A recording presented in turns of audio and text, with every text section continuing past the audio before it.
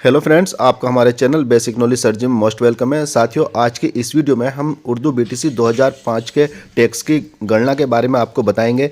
जो भी teachers Urdu BTC 2005 batch के हैं वो इसके अनुसार अपना इनकम टैक्स फॉर्म भरे।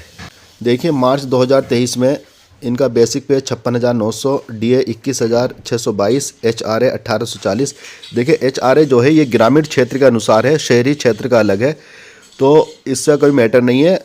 यहाँ ग्रोस सैलरी पे आप देखिए, ग्रोस सैलरी 80,362, डिडक्शन मतलब कटौती, GPF 0, NPS 7,852, GIS 87 rupees, advance tax 5,000 और टोटल डिडक्शन 12,939, नेट पेमेंट 67,423 रुपये। इसी तरह से अप्रैल की सैलरी 67,423। मई में जो है डीए में इजाफा हुआ तो बेसिक पे 56,900, डीए 23,898, एचआरए 1,840 रुपये और ग्रोस सैलरी 82,638 रुपये, NPS 8,080, GIS 87 rupees, advance tax 5,000 रुपये, टोटल डिडक्शन 13,167 रुपये, नेट पेमेंट 69,471 रुपये। इसी तरह से जून की सैलरी भी 69,471, फिर जुलाई की सैलरी 71,644, अगस्त 71,644, सितंबर 71,644, अक्टूबर 71,644, नवंबर 73,753, दिसंबर 73,753। देखिए, जनवरी फरवरी की सैलरी में एडवांस टैक्स नहीं कटा, वो ज़ीरो है, इसलिए जनवरी और फरवरी की जो सैलरी है 78,753 और 78,753। ये फॉर्म भरने के बाद पता चलेगा कि आपका टैक्स रिफ़ंड होगा या आपको पे करना पड़ेगा या आपकी सैलरी से काट दिया जाएगा, और अगर रिफ़ंड होगा तो आपको रिफ़ंड मिल जाएगा। और ये देखिए, जो बोनस 22-23 का है 6,908 रुपये, और डीए एरियर 38 से 42 का 4% 9,104 रुपये, और डीए 42 से 46 4% 9,376 रुपये, और ग्रोस सैलरी का जो टोटल आया 10,41,180 रुपये है। और इस पर जो है टैक्स की गणना करनी है, 10,41,180 रुपये पर टैक्स की गणना करनी है। हम आपको दोनों स्लैब से गणना करके बताएंगे, पुराने से भी और न्यू से, जिसमें भी आपको फ़ायदा लगेगा उसी के अनुसार आपको टैक्स भरना है। चलिए स्टार्ट करते हैं। पहले हम ओल्ड टैक्स के हिसाब से चलते हैं। ओल्ड टैक्स में क्या है, देखिए ओल्ड टैक्स स्लैब में क्या है, ग्रोस सैलरी 10,41,180 रुपये, जो ग्रोस सैलरी का टोटल था वो 10,41,180 है। स्टैंडर्ड डिडक्शन ये 50,000 माइनस कर दिया जाता है। ये 50,000 दोनों में माइनस होगा, चाहे आप ओल्ड के हिसाब से भर रहे हो या न्यू के हिसाब से। और 50,000 माइनस करने के बाद 9,91,180 रुपये ये बैलेंस इनकम है हमारी। अब देखना है क्या छूट है, इसमें देखते हैं। देखिए, टोटल डिडक्शन हमने 2 लाख रुपये मान लिया, जिसमें आपका एनपीएस भी है। हम आपको एनपीएस दिखाते हैं। देखिए, एनपीएस आपका 99,372 रुपये, जीआईएस 1,044, एनपीएस 99,372। हो सकता है आप पीपीएफ में भी जमा करते हो, एनएससी भी लेते हो, एलआईसी में भी आपके जाते हो, और ट्यूशन फी यानी कि बच्चों को भी पढ़ाने में जो आपकी फ़ीस जाती है उसकी भी स्लिप आप लगाते हो। तो जो इसकी मैक्सिमम छूट है 2 लाख, हमने 2 लाख की 2 लाख मान ली कि आप टोटल इन्वेस्ट करने के बाद आप 2 लाख की बचत कर लेते हो, तो उस 2 लाख को हमने बैलेंस इनकम में से घटा दिया, जो छूट मिली कि 2 लाख रुपए हमने ये माइनस कर दिया। अब माइनस करने के बाद 7,91,180 रुपये हमारा टोटल टैक्सेबल इनकम, यानी कि इस पे हमें टैक्स देना है। अब इसको जो टैक्स देना है ओल्ड के हिसाब से हम गणना करते हैं। देखिए, ओल्ड में क्या है, 0 से 2.5 लाख तक ज़ीरो, यानी कि अगर 2.5 लाख आपकी सालाना इनकम है तो उस पर आपको कोई टैक्स देना नहीं है। अब 2.5 से 5 लाख पे जो है 5%, 2.5 से 5 लाख का मतलब है 2.5 लाख, और जब हम 2.5 लाख का 5% निकालेंगे तो 12,500 ये आएगा। अब 5 लाख तक हमने निकाल दिया।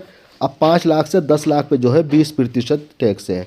अब चूँकि हमारा जो टोटल है वो 7,91,180 है, 5 लाख तक की हमने कैलकुलेशन कर ली है। अब तो 5 लाख से ऊपर जो है हमारे पास 2,91,180 रुपये बाकी हैं, जो कि हमारे ये 5 से 10 लाख में जाता है। तो इस पे जब हमने 20% टैक्स लगाया तो ये टोटल आया 58,236 रुपये। अब 12,500 और 58,236 को जोड़ने के बाद जो है 70,736 रुपये का टैक्स आपको देना है। अब इस पर जो है शिक्षा कर भी लगेगा, एजुकेशन चार्ज 4%, तो इसका 4% निकालेंगे तो 2,829।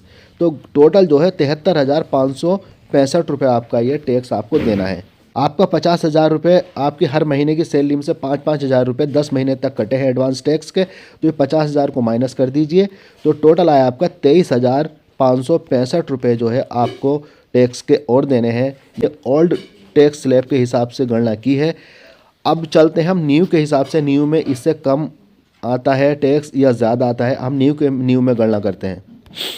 देखिए न्यू टैक्स स्लैब क्या कह रहा है, ग्रॉस सैलरी तो वही रहेगी 10,41,180 और स्टैंडर्ड डिडक्शन भी 50,000 माइनस किया जाएगा, तो बैलेंस इनकम जो है 9,91,180 रुपये।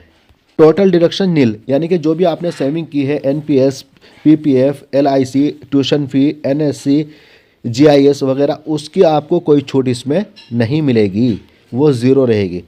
तो टोटल टैक्सेबल इनकम 9,91,180 रुपये पे आपको जो है टैक्स देना है। आइए हम इसकी गणना करते हैं।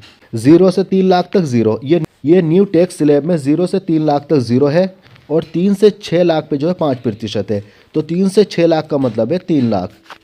जब हम 3 लाख का 5% निकालेंगे तो ये आएगा 15,000। अब 6 से 9 लाख पे है 10%, 6 से 9 लाख का मतलब भी 3 लाख ही है, तो 3 लाख का जब 10% निकालेंगे तो ये आएगा 30,000।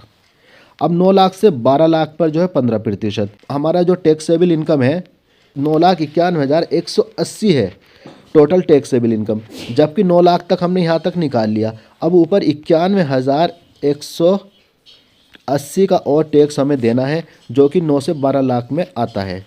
9 से 12 लाख में क्या है, 9 से 12 लाख में 15%, तो जब हम 91,180 का 15% निकालेंगे तो टोटल आएगा 13,677। अब इनको जोड़ लेते हैं तो टोटल आता है 58,677 रुपीज़।